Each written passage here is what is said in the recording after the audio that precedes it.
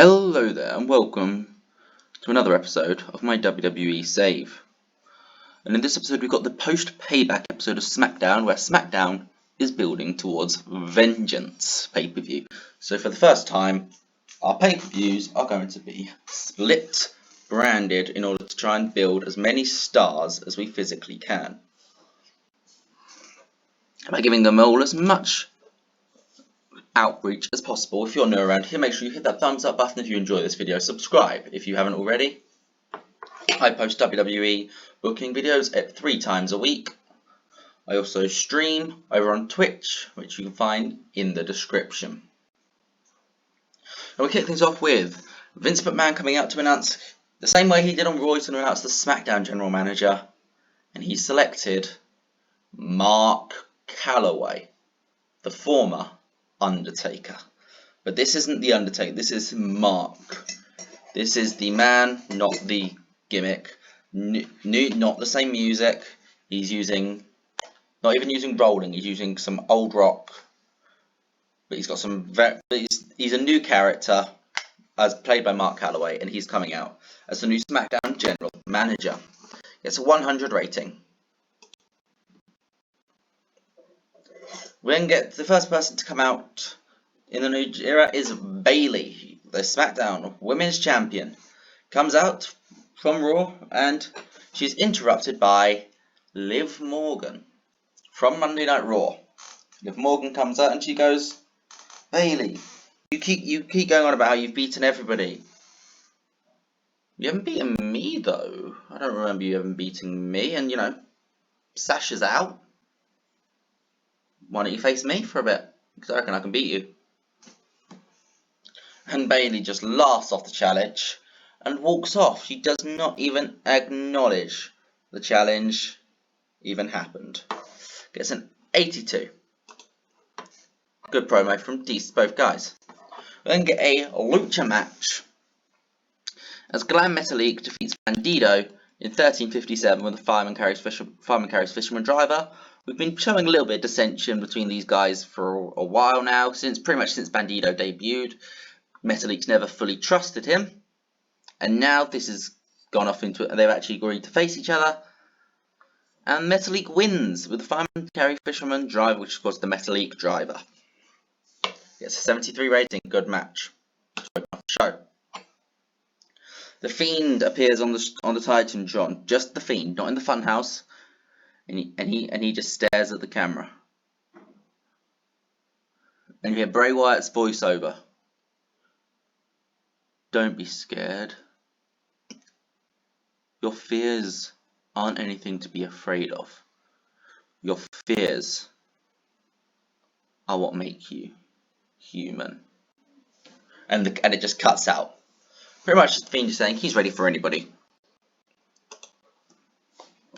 We then get Mark Calloway announcing from backstage that to crown the #1 contenders for the tag titles at Clash of Champions, we're going to have a battle royale, a 10-person battle royale.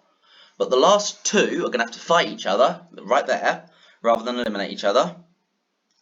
And those 2 people are going to be teaming up at at Vengeance, even not Clash of Champions, that's Raw.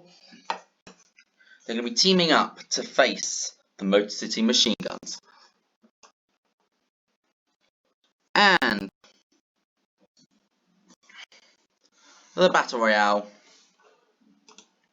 goes quite simple, to be honest.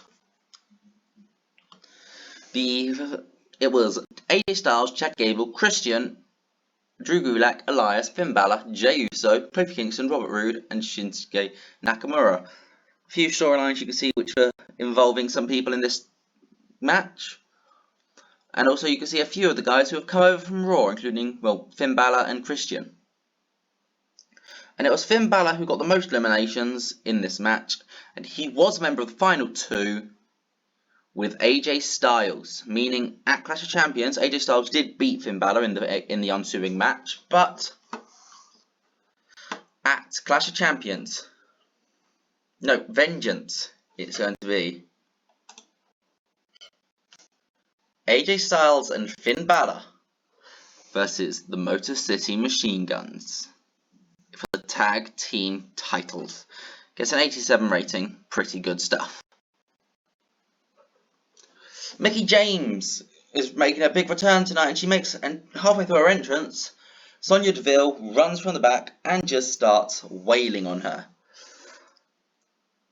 She starts punching, she starts beating her down, and viciously as well. This isn't just a traditional beatdown, this is a vicious beatdown using whatever she can find to attack Mickie. And she's just screaming at Mickie, stay away, this is my time, not yours. Gets a 91 rating because these two are great performers.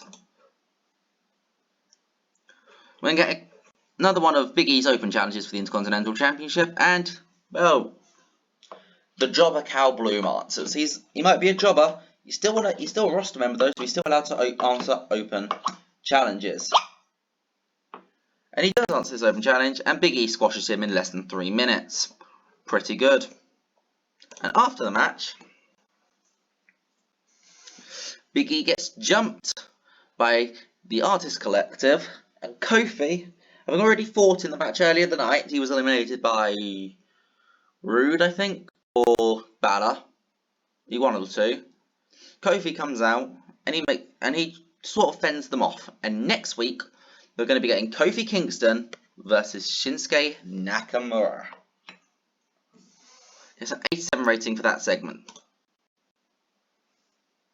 And we then get the main event of the night, which is a fatal 4-way for the #1 contendership for the Universal Championship, and it is won by Sheamus. Sheamus defeats Braun Strowman, Dominik Dijakovic, and Dolph Ziggler in a fatal 4-way when he pins Ziggler. Neither Strowman nor Dijakovic were pinned, but Sheamus pins Ziggler with a Brogue Kick. Gets an 88 rating. Great match. But the segment afterwards sees The Fiend pop up and Sheamus just turn around and Brogue Kick him. And The Fiend is left lying at the end of the show. The Fiend is left on the mat with Sheamus standing over him as the show goes off air. What do we get overall? Because I think that was a great episode of SmackDown. 93. That was good as we build towards Vengeance, which I think is going to be a great pay-per-view. Vengeance will be. It's on Sunday. It's on the Sunday after Clash of Champions, so they're in 2 consecutive nights. Clash of Champions is on the Saturday. Vengeance is on the Sunday, because I think that is a good way of doing it at the moment. It means neither brand has stupidly long builds, but each brand feels separate, and they're only going to come together for the cross-brand pay-per-views. Each brand feels like a totally different entity and is not plugging the other show. And that's what I want. I want them to feel like they are, as if they're 2 different companies. Well, I've been Ben Chapman. That was a great episode of SmackDown. Bye.